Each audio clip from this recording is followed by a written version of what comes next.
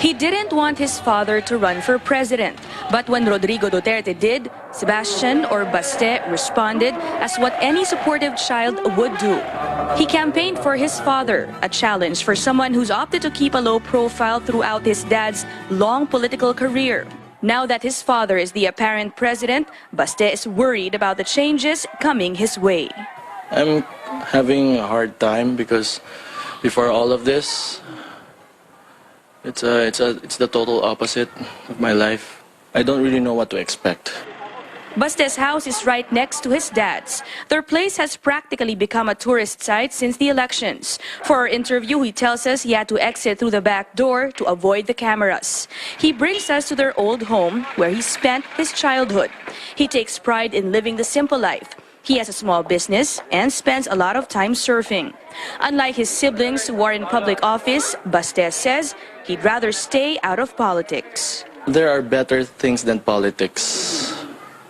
You know, like live a simple life and find happiness in simple things. I believe in equality. That's why I really try to live a simple life because I want to be fair to those people who are, who don't have much. Baste intends to stay in Davao during his dad's presidency.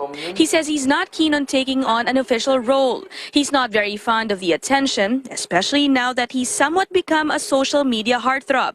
While he intends to just watch from the sidelines as his dad governs, he's willing to help out if asked.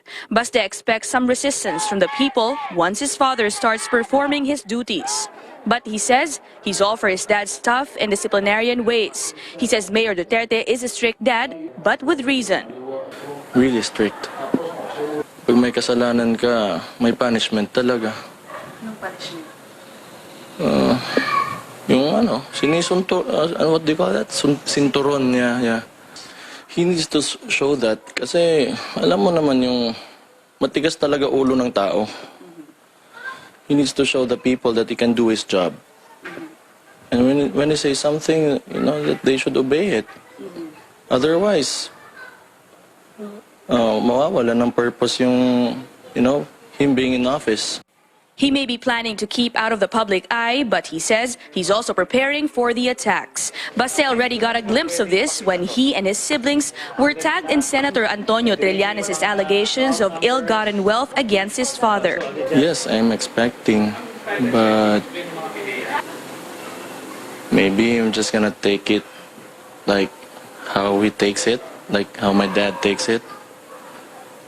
It doesn't really affect me, I know who I am. He's far from what many expect a presidential son to be, tattoos and pierced lips. But he doesn't mind. He says he's out to challenge the stereotype. Sige, boss. Ina Andolong.